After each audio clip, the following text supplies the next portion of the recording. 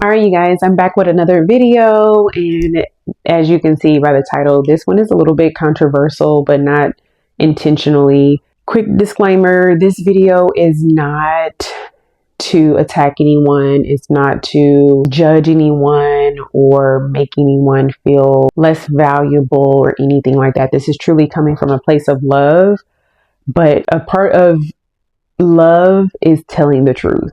And so that's all that I'm doing here. And just really is just my observation and just highlighting something that has been just very harmful to the Black community for a long time. And so I grew up in the 90s, and I've been seeing this baby mama agenda being pushed on Black women since then.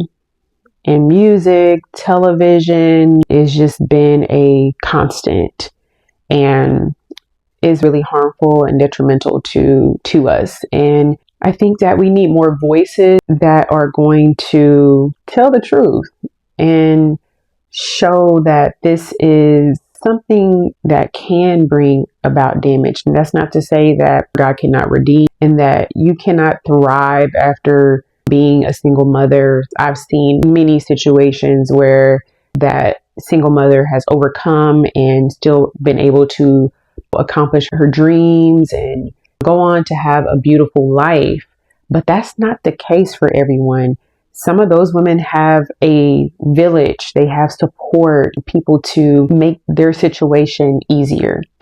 But that's not the case for everyone. And so just even as a woman who is childless, who will have children, but at the moment childless, I have days where I am stressed from work, and it's just adulting. Life be lifing sometimes. And just the thought of coming home and having to care for and nurture and feed and raise another human being, or human beings, plural, is, I can't even imagine. I can't even fathom it. So I really do take my hat off to the single mothers who are out there just, they're killing it. They're being great mothers.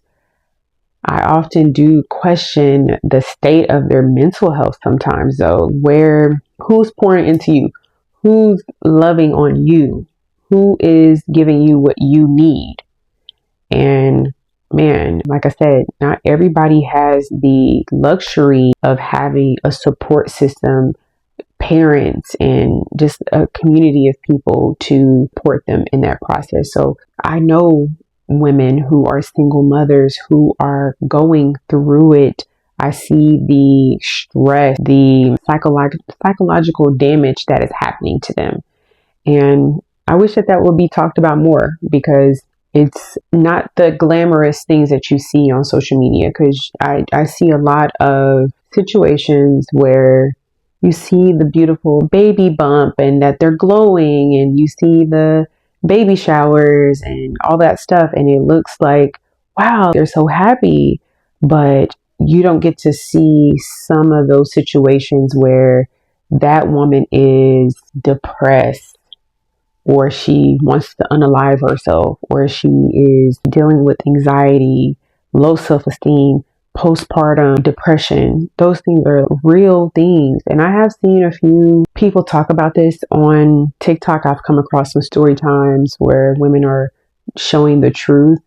And so I think that we're starting to see more of that, but there definitely needs to be more of it. And so you have young women, young girls, and even just women in general who are childless, who envy that. They see those situations and you're like, I want that for me. And I can speak to that. I can actually relate to that, because I want to be a mother. I desire to be a mother. And there was a point in time where I was actually willing to be a baby mama. I wanted to be that for a man that I was dating. And that's because he wasn't willing to marry me. That was off the table. He said that he didn't want to get married. That was not something that he wanted in his life, although it was something I always wanted. I've always dreamt of being a wife since I was a little girl. I've always dreamt of being a wife, being a mother. And when I was in this relationship, I found myself settling because I love this man. And I was like, well, if that's the only way that I can be with him and have him and keep him in my life, then I guess I'll deal with that. And that was terrible because this person was not faithful. He had me in situations where I was competing with other women for him. And it would have just been a disaster if I would have actually had his child. And I didn't have his child because God truly just blocked the situation. And that I might get into that on this video. If not, then I'll just touch on it on another video. But God just blocked it. And there was nothing like, I didn't have any type of infertility or anything like that. God bless those women who are dealing with that. My heart goes out to you. And I just pray that God touches your womb, blesses your womb, and that you bear much fruit. You multiply. But that wasn't my situation. It was just like God said no. And I'm not sure why he said no. Perhaps God saw that I wouldn't have been able to deal with that. And now in hindsight, I feel like I probably would have lost my mind because I know what the outcome would have been now. It would have been, he would have abandoned me. I would have been left alone and I would have had to raise that child by myself. And I just don't think that I would have handled that very well. And so a lot of women are in that situation. And let's be honest, let's be real, let's keep it a buck. Some of us are flattered with the idea that a man wants to have a baby with us, because that was my situation. He would tell me sometimes, or often, he would tell me, I want to put a baby in you. I'm going to put a baby in you. And when you're hearing that, especially when y'all are intimate and he's like whispering that in your ear, I'm gonna put a baby in you, you gonna have my baby. That stuff feels good, especially when it's toxic. It's a toxic situation. And I remember recently watching the interview with Shanice and Evelyn Lozada on their podcast, and the game was on there. And he was saying how men will see a baddie and he'll be like, I'm gonna get her pregnant. And it's just so dysfunctional. It's so hood. But that was my situation. The guy he like, I'm gonna put a baby in you. And I was like, that did something for me. That made me feel special that he wanted that with me. And he was pretty obsessed with the idea of getting me pregnant, but did not want to marry me. That's crazy. So a man wanting to have a baby with you, it means nothing. It literally does not mean anything. It has no value. A man choosing you to be his wife is what is something to be flattered by. That means he values you. But a lot of women think that having a baby with a man is going to change him. They think that having the baby is going to make her his favorite or make her special to him if he has other women. And we've seen that scenario over and over and over and over and over and over again. It never happens. Having that man's baby is not going to increase your value with that man. It's not.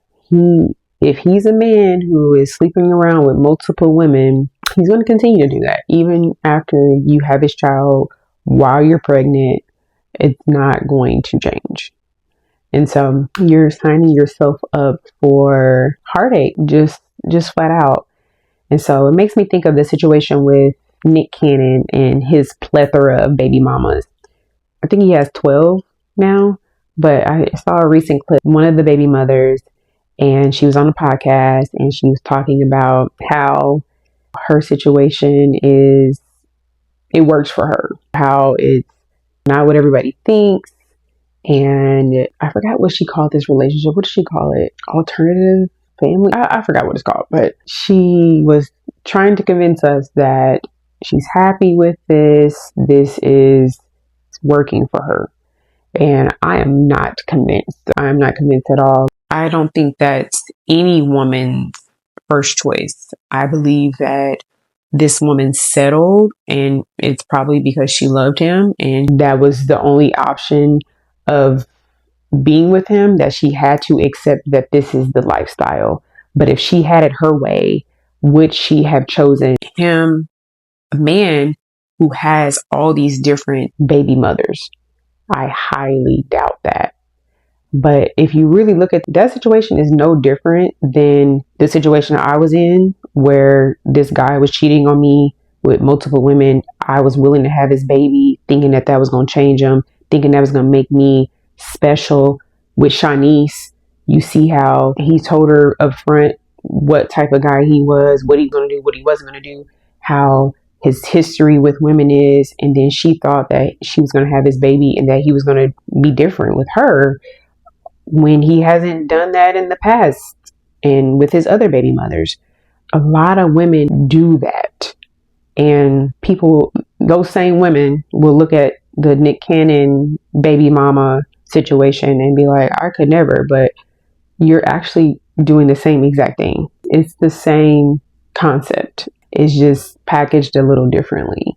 But I do want to watch that clip together. Let's watch that clip and I'll talk about it after the clip is done. But let's watch that clip and see.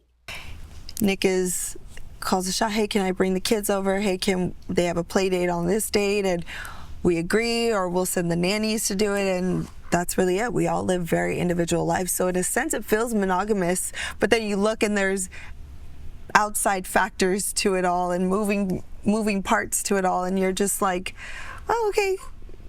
Does that make you sad? No. That's just, I feel like alternative lifestyles are really, there's a lot of people who live it in secret.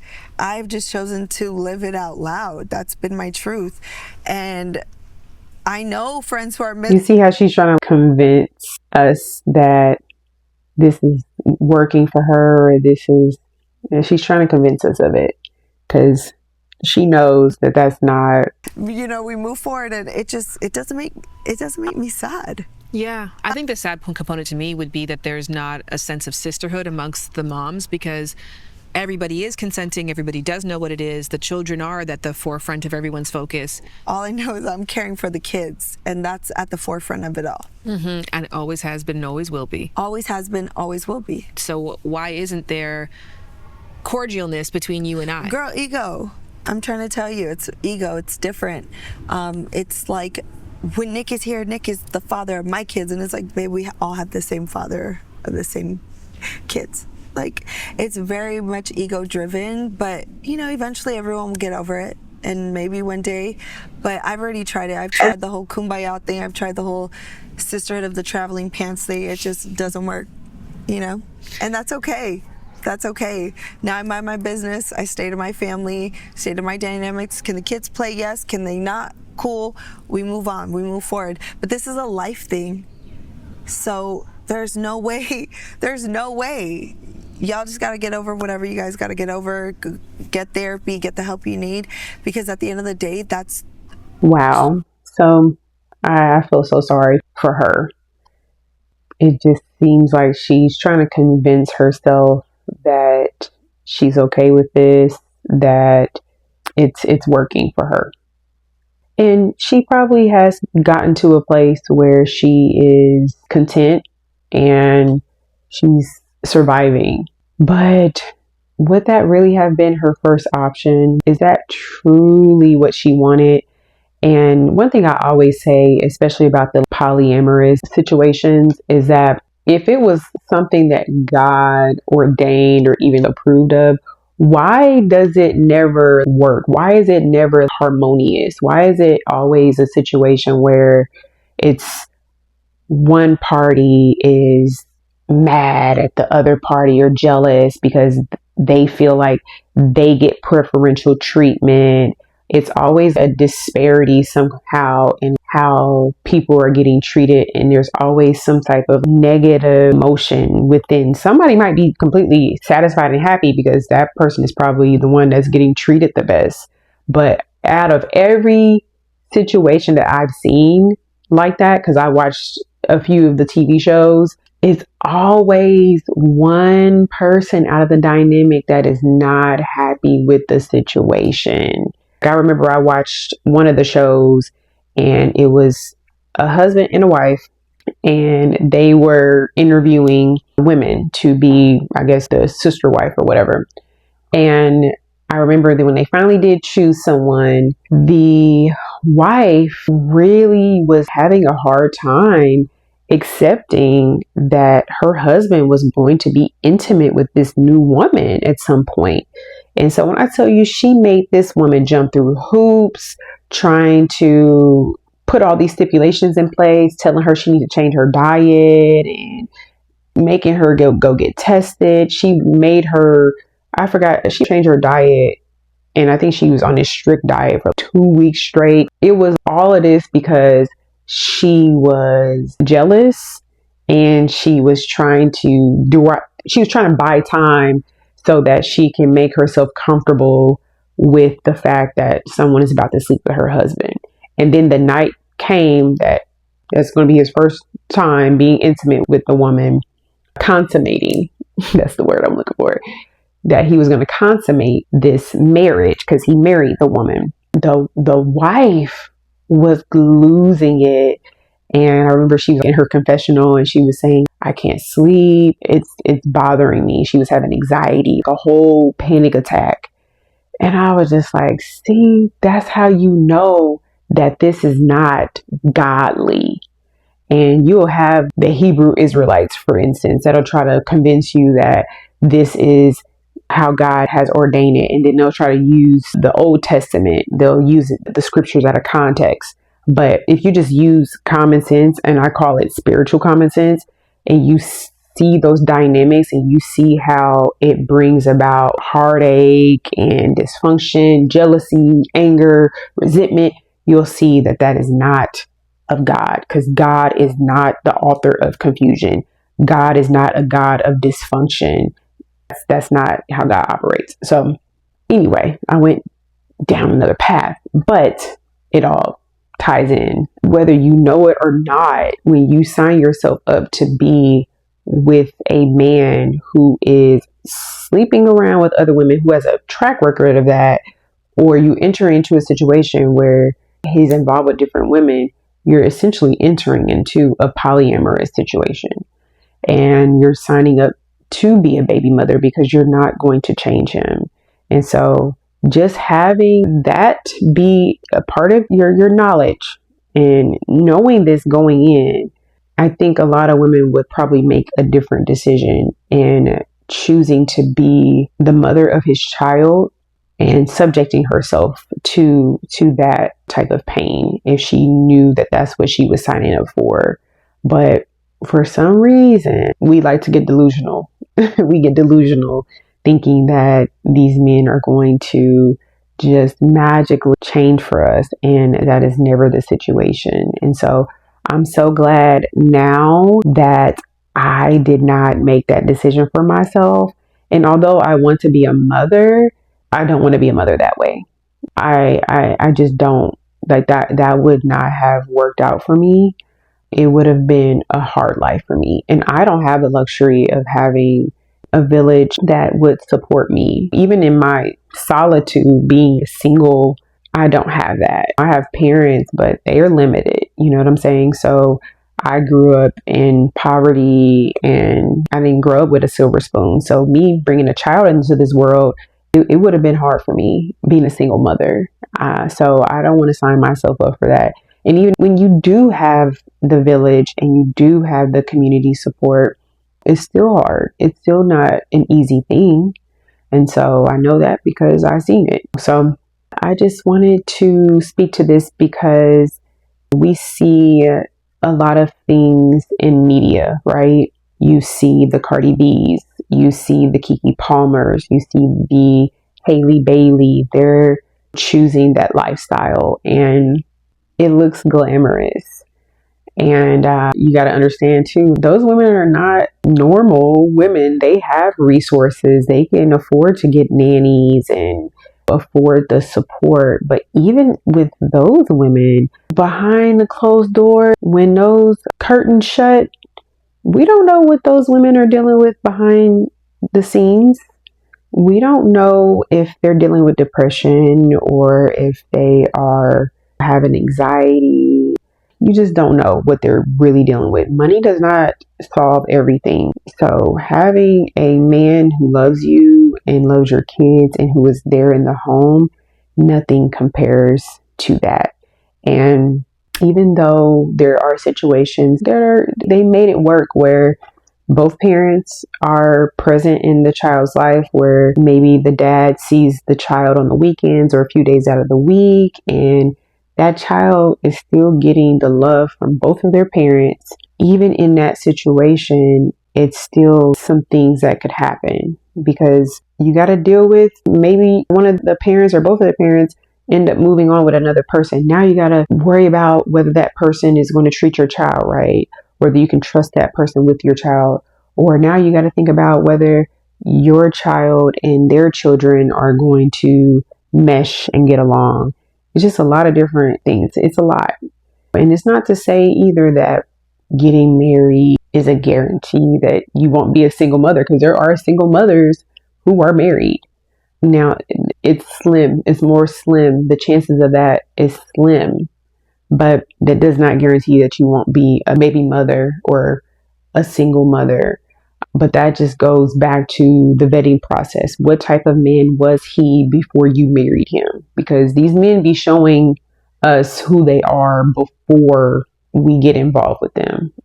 Nobody can keep up an act for too long. Their true colors are going to come out. So you can't really truly be fooled. You can when you don't have the awareness and you don't have the wisdom and you don't have the experience yet, or you don't have the guidance.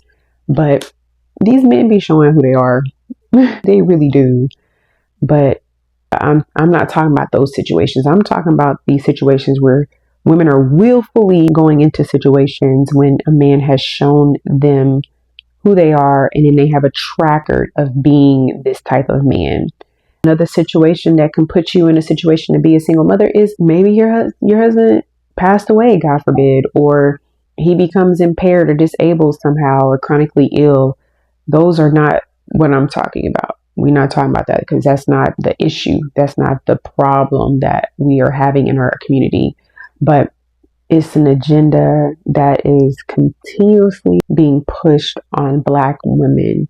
And these situations are put in front of us for a reason. If you don't think that there's an agenda and that there is not a push for this, I feel sorry for you, because it is so evident. You don't see that type of stuff in other cultures, but you see it with the people who are the women who are influencing our culture the most.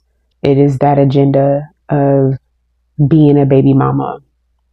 And so I'm just doing my part of highlighting the dysfunction and educating women so that they can make better decisions. And so I wish nothing but happiness, and I just give my love to all the single mothers out there who are killing it, who are being great mothers. And I just pray for your mental health, your emotional health, your physical health. And I just pray that you thrive and you overcome any that if it's a hardship that came with it. I just pray that God gives you the strength and the community and the village to get through and to still thrive. So those are my thoughts about that. And I will see you guys again in the next video. Do not forget to like, comment, subscribe, and share. All right. See you guys next time.